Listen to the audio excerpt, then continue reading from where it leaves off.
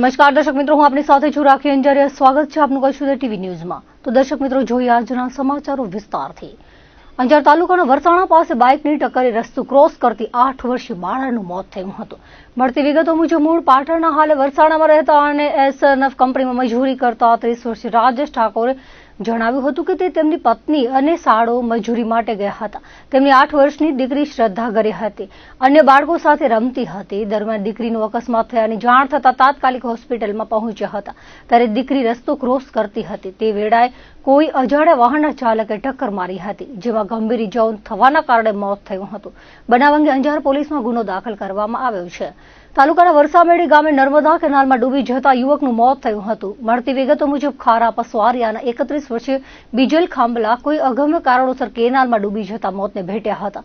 અંજાર પોલીસે અકસ્માત મોતનો ગુનો દાખલ કરી તપાસ હાથ ધરી છે। આ તરફ આદિપુરમાં રહેતા 26 વર્ષીય નિશાબેન મહેશ્વરીએ કોઈ અગમ્ય કારણોસર પોતાના ઘરે પંખામાં દુપટ્ટા વડે ફાંસો ખાઈ લીધો હતો। પરિણીતાના મોતને પગલે પરિવારમાં અરેરાટી ફેલાઈ ગઈ હતી। બનાવ અંગે આદિપુર પોલીસે અકસ્માત મોતનો ગુનો દાખલ કરી તપાસ હાથ ધરી છે।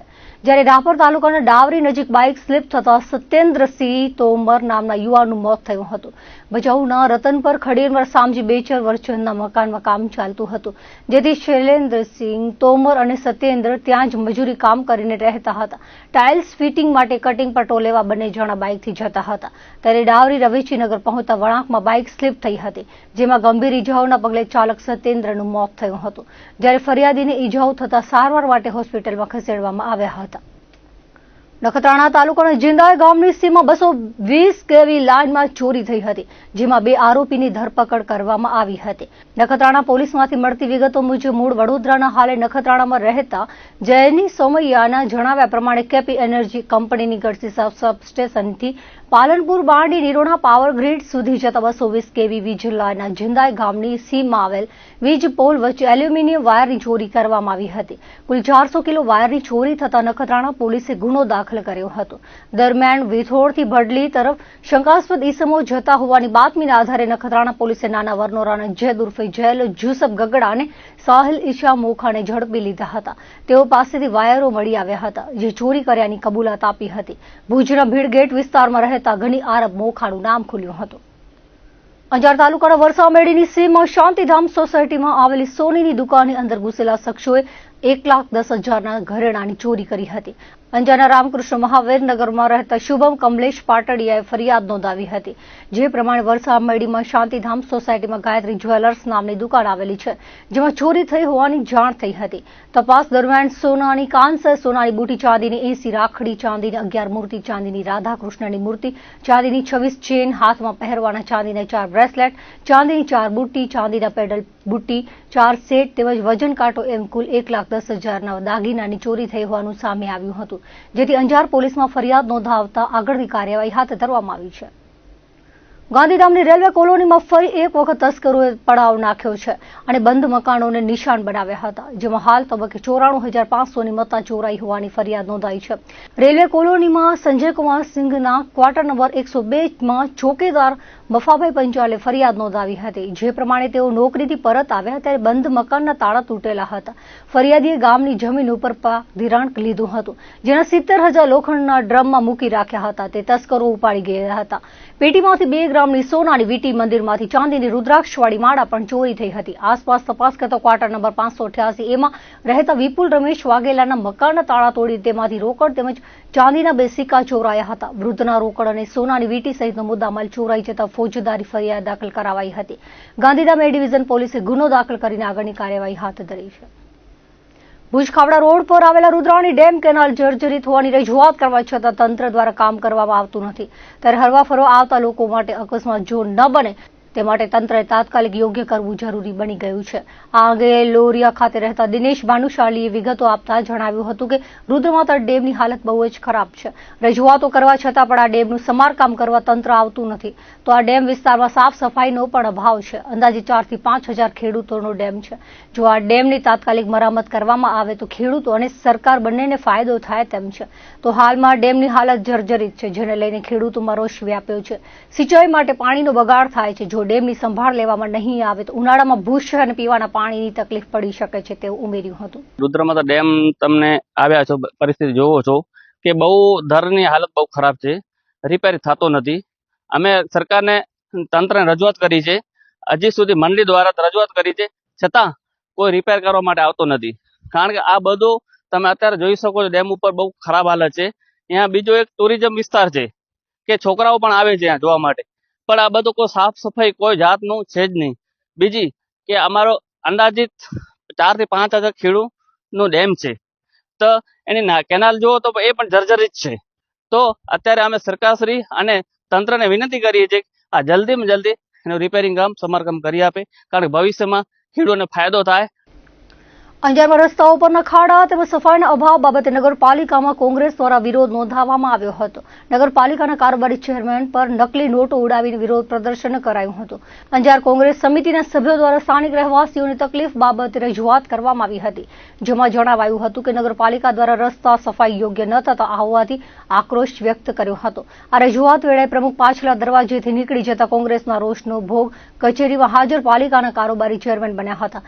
કોંગ્રેસ સમિતિના પ્રમુખ યુવરાજસિંહ જાડેજાએ જણાવ્યું હતું કે પાલિકાના 9 વોર્ડમાં 35 કાઉન્સિલરો સત્તા પક્ષના છે, પરંતુ પ્રજાની સમસ્યાઓનું નિરાકરણ કરવાનું તો દૂર રહ્યું, રજૂઆત કરવા આવે ત્યારે જવાબદારો પાછલા દરવાજેથી નીકળી જાય છે. કારોબારી ચેરમેન પાર્થ સોરઠિયાનો ઘેરાવ કરી તેના પર રમતના ખોટા રૂપિયા ઉડાવવામાં આવ્યા હતા અને તેમણે હાલમાં 13 કરોડના ખર્ચે બનેલા 2 માસ પૂર્વેના રોડમાં ભ્રષ્ટાચાર થયો હોવાના આક્ષેપ કર્યા હતા અને આગામી સમય પાલિકાના પ્રમુખ રજૂઆત સાંભળવા માટે હાજર નહીં રહે તો તેમના ઘર પર સમિતિ દ્વારા ઘેરાવ કરવામાં આવશે તેવી ચીમકી ઉચ્ચારી હતી. અંજાર શહેરની અંદર આટલી બધી 9 વોર્ડ છે, 9 વોર્ડની અંદર એક પણ વોર્ડની અંદર રોડ, પાણી, રસ્તા, કોઈ પણ જાતની પ્રાથમિક સુવિધાઓ છે જ નહીં. 9 વોર્ડની અંદર 35 કાઉન્સિલરો જે છે એમના ભાજપના, એક પણ કાઉન્સિલર દ્વારા કોઈ પણ જાતની કામગીરી કરવામાં આવી નથી. તેના વિરોધમાં આજે અમે વિરોધ પ્રદર્શન કરવા માટે આવેલા હતા. પ્રમુખશ્રી અહીંયા કને હાજર નથી, અમને જોઈને નાસી છૂટ્યા છે. બરાબર, એના બાબતમાં અમે ક્યારથી અમે રાહ જોઈને ઉભા છીએ, છતાં પણ પ્રમુખશ્રી હાજર નથી. ફોન દ્વારા કહેવામાં આવે છે હું બહાર છું, હું આવું છું. બરાબર, એમના અંદરના જેટલા પણ અધિકારીઓ છે એ પણ એમ કહે છે કે ભાઈ અમારી કોઈ જવાબદારી નથી. તો જવાબદારી કોની છે? જો પ્રમુખશ્રીની જવાબદારી નથી, એના નીચેના અધિકારીઓની જવાબદારી નથી, તો પછી જવાબદારી કોની છે? તમે 35 કાઉન્સિલરો જે ચૂંટાઈને આવ્યા છો, બરાબર, ને તમે કામ નથી કરી શકતા. તમે પણ જોયું હતું અત્યારે અંદર એટલે અલગ અલગ વિસ્તારના દરેક લેડીઝોને બધા આવેલા હતા. બરાબર, કોઈને પણ જવાબ દેવામાં નથી આવતું.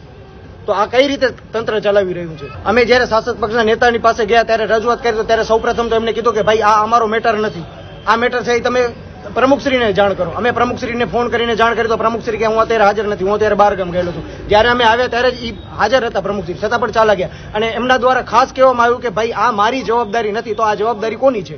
એનું મુખ્ય કારણ એક છે કે ભ્રષ્ટ સરકાર છે અને પૈસા ખાધા વગર આ લોકો કોઈ કામ કરતા નથી.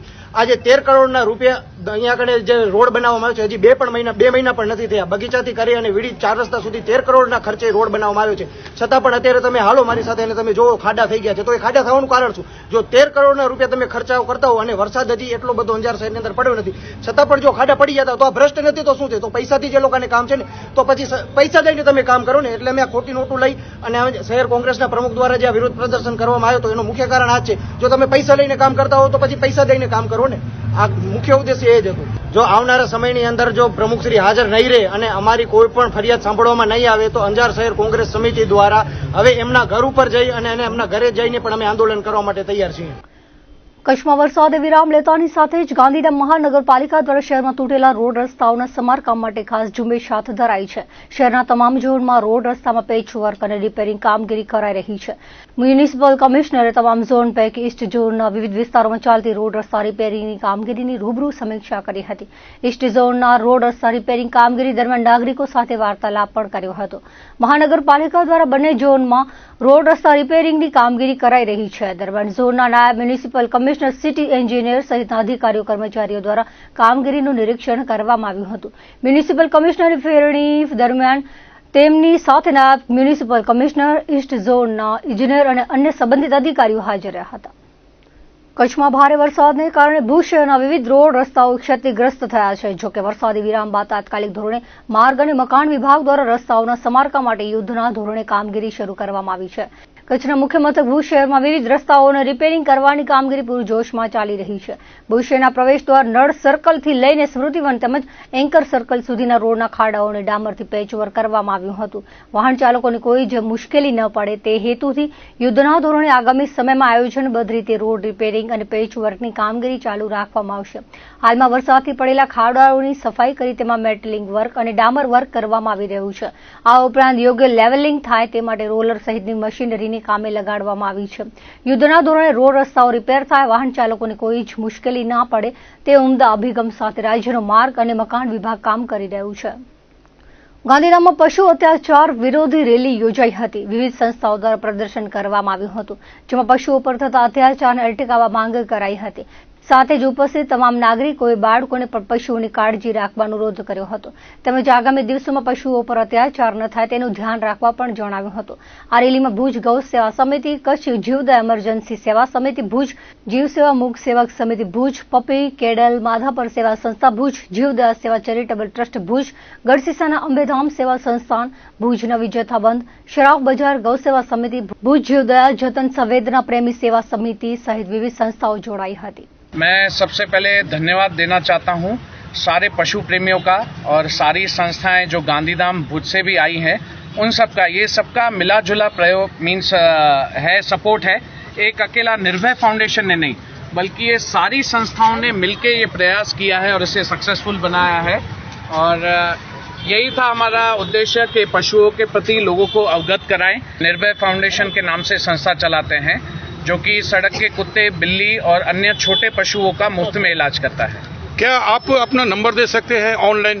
जी, 8200494595 ये हेल्पलाइन नंबर है जो सुबह 10 बजे से 8 बजे तक चालू रहता है. केवल हफ्ते में एक दिन फ्राइडे के दिन सुबह 10 से 3 बजे तक चालू रहता है. बाकी हम सारे दिन सेवा करते हैं, कोई भी दिन छुट्टी नहीं. क्या आप इसका चार्ज लेते हैं? कोई भी एक रुपया भी नहीं, 100% फ्री ऑफ चार्ज. निर्भय फाउंडेशन एक ऐसी संस्था है जो पूरे 24 घंटे बेजुबान जीवों के लिए खड़ी रहती है. खास करके मनीष सर देवनानी जी जो बेजुबानों को जैसे डॉग्स हों उनको अपने बच्चों की तरह रखते हैं और उनको बहुत प्यार करते हैं. आज हमारे रैली का एक ही उद्देश्य है कि आप किसी भी बेजुबान को हैरान मत करो. जो फीडर्स हैं, जो अन्नपूर्णा हमारी माताएं बहनें खाना खिलाने जाती हैं, उनको कुछ लोग अनजाने में थोड़ा मिसबिहेव करते हैं. तो उनके अवेयरनेस के लिए और उनको हम एक ही संदेश देना चाहते हैं कि ऊपर वाले से डरो. नीचे तो कोर्ट कचहरी है ही, ऊपर वाला भी है. वो अपने कर्मों का हिसाब अपने को यहीं पे ही देना है. हिसाब किताब लेना देना यही है. अपने बच्चों को ऐसे संस्कार दो, अपने बच्चों को ऐसे संस्कार दो कि बोल से कौन बच्चे आपको बुढ़ा आश्रम का रास्ता न दिखाए और न ही कोई गलत काम करे. बहुत बड़ी रैली थी. हम भुज से भी 3-4 गाड़ियां लेके आए हैं. 20-25 जन आए हुए हैं. भुज में भी करने का सोच रहे हैं, ऐसा ही करने का ही है. नखत्राणा भुज एरिया के अंदर जो गायों के ऊपर अत्याचार होता है, कुवाड़ी ऐसे डाला जाता है, वो भी अत्याचार बंद होना चाहिए. ये जो निर्भय फाउंडेशन ने इनिशिएटिव लिया है रैली के लिए, स्पेशली जो डॉग्स है, कैट्स है, जो बोलते हैं ना बेजुबान जानवरों के लिए, वैसे भी बहुत सारी अच्छी सेवाएं करते रहते हैं. मैं पर्सनली भी इनसे जुड़ी हुई हूँ, तो मैं धन्यवाद करती हूँ निर्भय foundation, Gopika ji and Manish ji का कि इतना अच्छा आयोजन किया और इतनी अच्छी अवेयरनेस हमारे समाज में फैलाई है. ये आज बहुत बड़ा यज्ञ हुआ है मेरे प्यारों डॉग्स के लिए और गायों के लिए. मैं शुभ गुजारिश करता हूँ सभी का कि ये यज्ञ में शामिल हो, आगे भी ये काम करते रहना. धन्यवाद.